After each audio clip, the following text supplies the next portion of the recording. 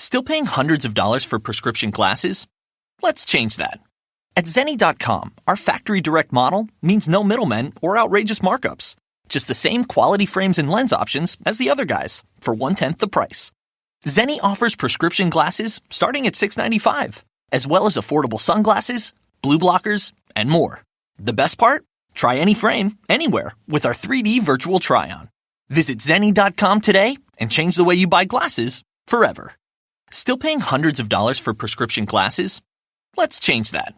At Zenni.com, our factory direct model means no middlemen or outrageous markups. Just the same quality frames and lens options as the other guys for 1/10 the price. Zenni offers prescription glasses starting at $6.95, as well as affordable sunglasses, blue blockers, and more. The best part? Try any frame, anywhere, with our 3D virtual try-on. Visit Zenni.com today and change the way you buy glasses forever. Hello, everyone, and welcome to the Jeffrey Epstein Show. I'm your host, Bobbycapucci, and this is a morning update. Last night we were talking about Prince Andrew, Jeffrey Epstein, and the neurosurgeon. Well, all the way back in November, there was another article that came out that was talking about this same situation.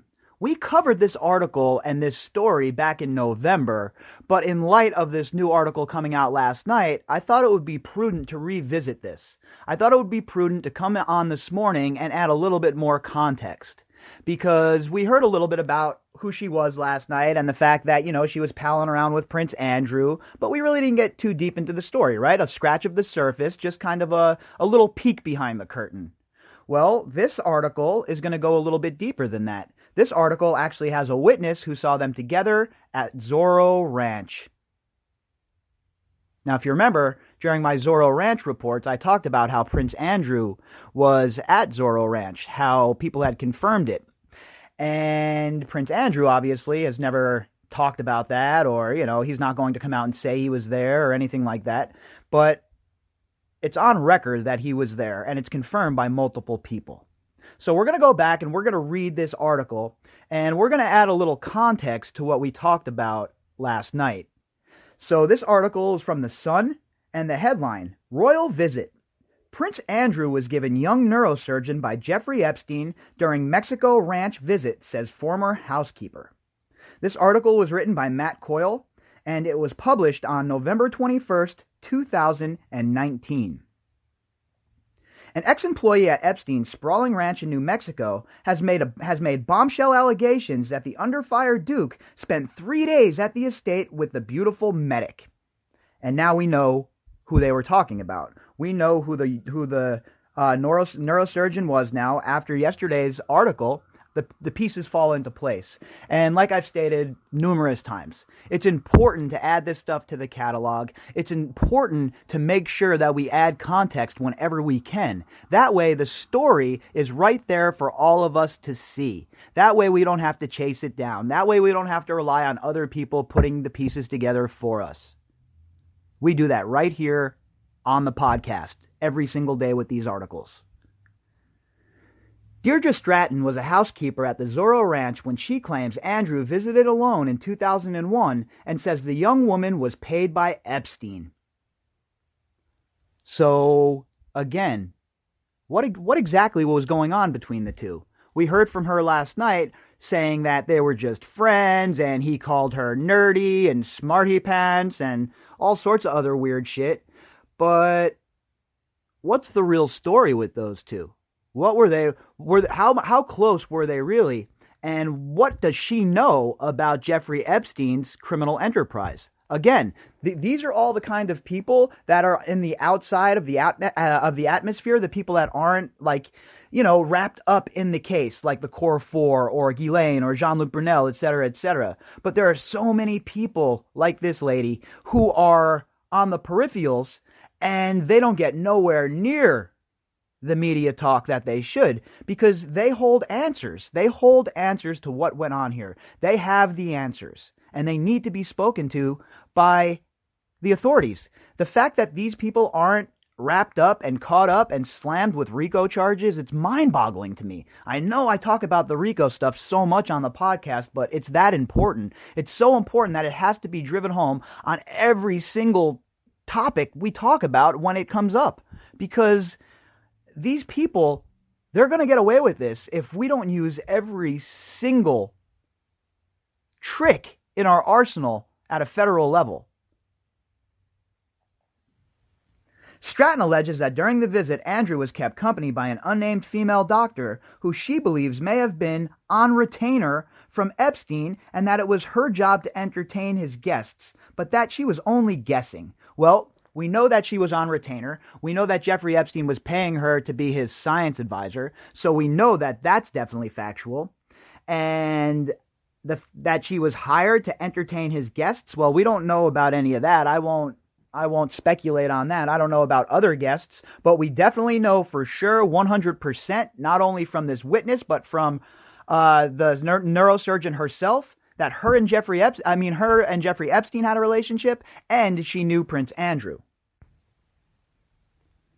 The bombshell claims come after the Queen hauled her son to Buckingham Palace to sack him from all royal duties. Her Majesty's extraordinary intervention came after intense lobbying from Prince Charles. Well, we know that's BS as of now, right? We know that he really wasn't sacked. I mean, he was told to be put on the back burner, and he's not going to be the face of the family or anything like that. But we know that he is still a part of the royal family, and we also know the Queen hasn't disowned him or anything like that.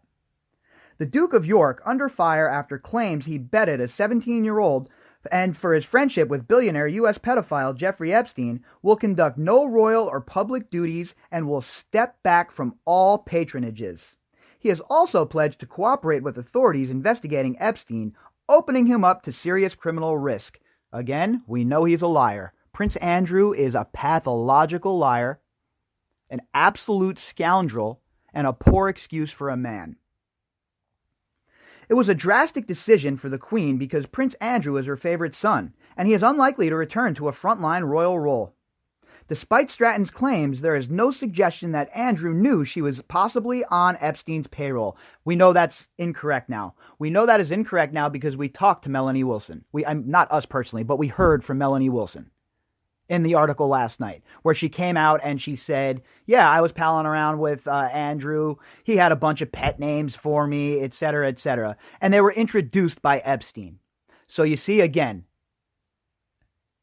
we would have forgotten about this, right? This is one of those things, it's on the peripherals, it's not something that is, hammered into our brains, and it's something that if we didn't catalog it, and we didn't talk about it, and we didn't go through all of these articles, we could have easily missed it, and not understood the context behind what we talked about last night. So, that's why it's important when articles like this come out, that we jump on them, and we add it to the catalog, and we add the context to the story. Because it's so important. It is so important to have the proper context to make sure that you're not chasing ghosts and you're not chasing shadows. The former housekeeper added, at the time Jeffrey had this, she supposedly was a neurosurgeon, quite young, beautiful, young and brilliant, and she stayed in the home with him. At one point, we had all these different teas, and you could pick the teas that you wanted, and she asked me how to find one that would make Andrew horny. And again, folks, this is coming from an eyewitness. This is coming from someone who worked at Zorro Ranch. This is somebody who worked for Epstein. And this is somebody who knows that Prince Andrew was there with the neurosurgeon. I'm guessing she understood her job was to entertain him because I guess the fear would be that Andrew would say, no, I didn't really find her that attractive. He would tell Jeffrey that, and then she would be on the ropes.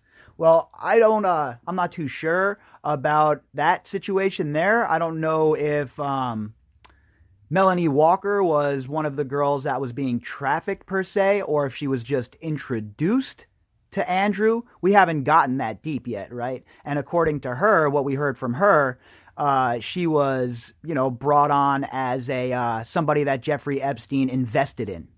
So I'm not too sure about the angle of her being trafficked by Epstein in that regard, but we definitely know for a fact that she was hanging out with Prince Andrew. That's a fact. I will go, I'm not too sure again about the trafficking angle when it comes to Melanie Walker here, but I will say this, there is zero doubt that she was palling around with Prince Andrew, and there is zero doubt that they were together at Zorro Ranch. Stratton said, I'm guessing that another theory is that Jeffrey had her on retainer and she knew what her job should be to make these people happy. That is a fact. She was on retainer. Now, she was on retainer as an advisor, but who knows what those jobs entailed when you were working for Jeffrey Epstein. We understand that there were many things going on behind closed doors that these women were involved in that still hasn't seen the light of day. So who knows what Melanie Walker's job was? Sex was all they thought about. I mean, I know for sure that Jeffrey would ideally like 3 massages a day. Again, we're hearing from an eyewitness who worked at his property about the massages and the 3 of them a day. What this is, folks, this is establishing a pattern. This is evidence in abundance. Yet Berman and the rest of his buddies dragging their feet, no big deal, having their coffee, busy with whatever the hell else they're busy with. Meanwhile, the whole entire world sees the evidence laid out bare before them, and the whole world is asking, where's the justice? Massages being in air quotes. I don't see how his guests wouldn't know that. She also gave an anecdote of the Duke insisting on making himself breakfast, but burning his bacon and settling instead for croissants and green tea. That's fitting, right? A guy like Prince Andrew, he's never cooked himself anything at home. He has slaves and indentured servants and the whole nine. Okay, obviously not slaves or indentured servants, but you get the drift, right? They might as well be. They're working for these royals, and they're doing whatever the royals want, and from all accounts, Andrew was a prick. So he wasn't cooking his own food, and the guy can't even, obviously he's so inept, he can't even cook bacon without burning it. She went on, when I got up there later to tidy up, you could smell burnt bacon, and he was like, I didn't do so well. Well, that's just, the whole arc of your life. You haven't done so well, Prince Andrew, all right? You're an absolute disgrace to your family. You're certainly a disgrace to the great people of England. And as far as people who think that they're more important than they are, oh, you're right at the top of that list, sir. He had like a croissant and green tea or something. I remember him trying to cook his own breakfast. Isn't that cute? He couldn't even fry bacon. That's how inept these people are, folks. Remember that. Remember when they're talking down to the rest of us. Or remember when you look up at them and you say, man, they're such great people because of their rich or because of their status. Just remember that Prince Andrew doesn't even know how to cook his own bacon. Stratton said Andrew stayed in a 3-bedroom lodge at the ranch during his stay. There is no suggestion that the woman Andrew allegedly spent time with was underage. That is correct. She was not underage at the time. Now that we know who she is, we know that she was not underage at the time. We know that for a fact she was on retainer. We do not know the trafficking angle.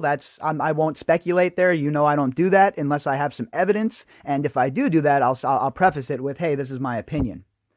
So we have established some important information here, and we've established some important facts. That's why I just reread this article today. That's why we went over this one more time, because it added on to what we talked about last night, and considering the news being so light in the Jeffrey Epstein case, it's very important that we add another layer when we can. And I'm going to continue to do that, especially while the Epstein news cycle is not as active as it has been. So you can expect more articles like this. We'll revisit some articles maybe, add to them with the stuff that we have learned moving forward, and we're just going to keep on pumping stuff out here. We're going to keep pumping content out. Even if the mainstream legacy media decides to stop writing about this, then we'll start talking about other things as opposed to newer articles. We'll continue to read the older articles. We'll continue to add context. There's plenty of avenues to travel. And there are many ways to get to the finish line. And that's what we're going to do. I'm more than willing to adapt as things move along, just as I have throughout this whole entire case. But one thing we're not going to do is lose sight of focus. We're not going to stop chasing for justice, and we're not going to stop seeking answers. Because at the end of the day, this is such a travesty of justice. This is such a black eye, not only to the Justice Department and the justice system, but to the whole entire country and to the whole entire world as a whole. And these survivors who have battled tooth and nail to get to where they are right now, with everything in their souls, well, one thing that they can count on is that here on this podcast, we are not going anywhere. We stand here, we stand tall right beside them as they pursue justice. Remember, folks, this year, 2020, this is the year that the predators turn into the prey. All right, everybody. If you'd like to contact me, you can do that at bobbycapucci@protonmail.com. That's Bobbycapucci at protonmail.com. And if you would like to contact me or follow me on Twitter, which you should definitely be doing, you can find me there at BOBBY_CAPUCCI. All right, everybody. I will be back later on tonight with the Daily Drop. Hope you all have a fantastic day. Hey, which glasses look better on me? Oh, what's this? Zenny's 3D virtual try-on. Pretty cool, right? I don't know about the purple cat eyes. I think they're fun. What about these tortoiseshell glasses? Or these rimless sunglasses? Oh, what about these clear frames? Wait, are those prices real? Do they have glasses for men? Yep. They also have affordable blue light glasses. Seriously? At those prices? Get them all. I like where this is going. Zenny.com. Quality prescription glasses starting at $6.95. These days, we're all getting more screen time, which means we're also getting more blue light exposure than ever before. Too much blue light can make your eyes feel tired, dry, or blurry. It can also affect your sleep. Zenny's Blocks lenses help to protect the eyes by keeping harmful blue light out. Because they're virtually clear, add Blocks to any Zenny frame for stylish, all-day protection. Get a complete pair of prescription or non-prescription Blocks glasses starting at just $24. Protect your eyes now at Zenny.com.